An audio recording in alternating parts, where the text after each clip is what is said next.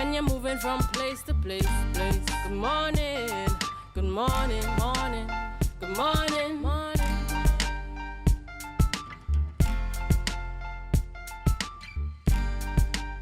Viewers and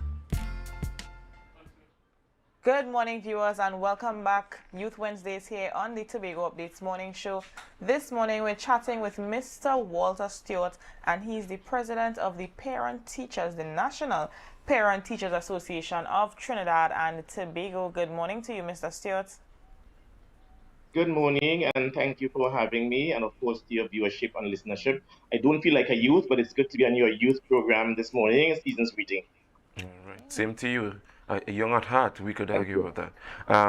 Very We've good. been seeing a lot of, we've seen two videos in the Tobago space emanating from two known high secondary schools on the island. What is your take on this matter in terms of school violence? Is there a surge? Is there a need to be concerned? Yeah, certainly. You are so correct. There has been an upsurge in deviant behavior amongst our school students. And of course, I've said this repeatedly, that the NPTA takes a zero tolerance approach when it comes to school violence. And we do not condone it. And we want to ensure that our schools, to the administration, take all necessary punitive action to ensure that these students who are involved in deviant behavior are made examples so that the rest of the school would not want to follow suit.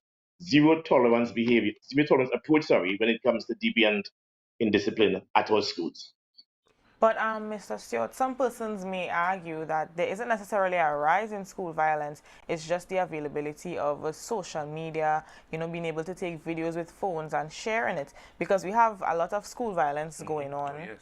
I mean, since we were in school, I may want to argue every day, but I think some persons may be able to argue that it's probably the increase in the usage of cellular phones in school that is making it seem or painting a picture that there's a rise in school violence. What are your thoughts on that situation? And you are so correct on that score, because this ubiquitous device called a cell phone has really exposed all of us, teachers, parents, the whole world actually, with what is taking place, as it were, and has been taking place for years. Because had it not been for the video of that particular or those particular incidents in the two schools in Tobago recently, we would not have been made aware publicly as to what is taking place in schools. So whilst there has been school violence as far back as even when I was in school, the awareness and the sensitivity of such actions are now coming to the fore by use of the cellular phones. All right. And what are your thoughts, though, given that, cellular phones, in comparison to then and now, is ubiquitous, as you would put it. Do you see it as a necessary approach to ban cellular phones? Given that, the world in all its spheres are progressing in a particular trend, given the importance of technology, do you see that as a necessary approach? Well, my take on this, and this is not the PTA's view, this is my personal take on this particular matter. In my secular field of work, as an insurance agent, I have all my clients' information on my phone. Other than that, if there was not a cellular phone, I have to restore or I have to go back to my the manual system of getting to the office and getting the client's files and seeing all their information. In real time, I can pull up any client and get all their information with regards to their particular policy. This cellular phone is a means of helping our students, used wisely, is a means of helping our students to be able to propel them into greater pastures, educational pastures, and being able to do the requisite research to enhance their learning capabilities. So it is a necessary evil, I would want to say, because of course it's being used for good and for bad.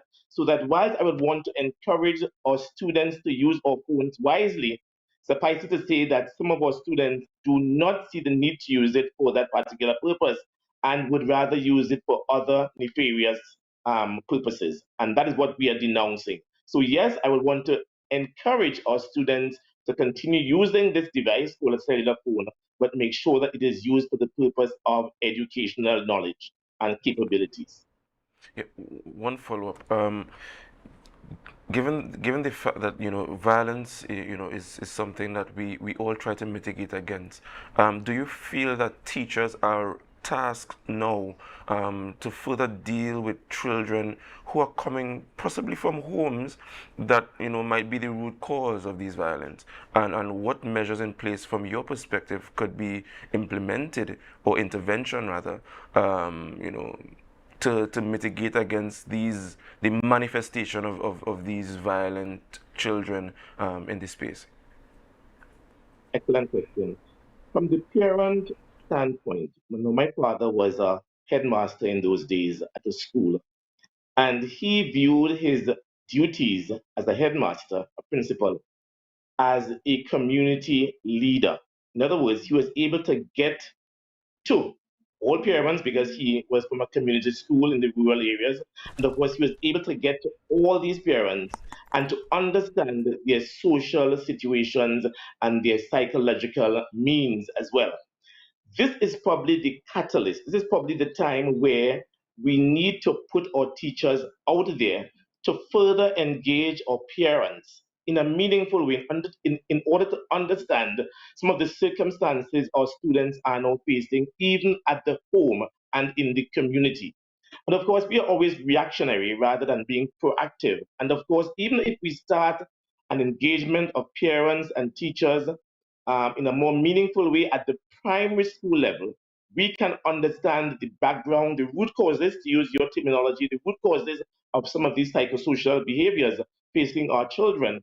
And of course, be able to deal with them through our social workers, through our many agencies that are out there in order to assist and, of course, to mitigate some of the school violence taking place at the primary and, of course, the secondary level. So we have to reach our children at the primary school level through their parents in order to understand the background from which some of these children originate.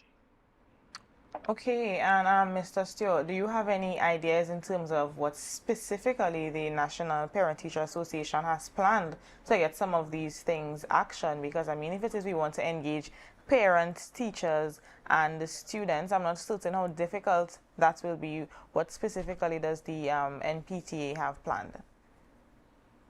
Well, this new executive, I have the pleasure to lead, is just about 3 weeks old.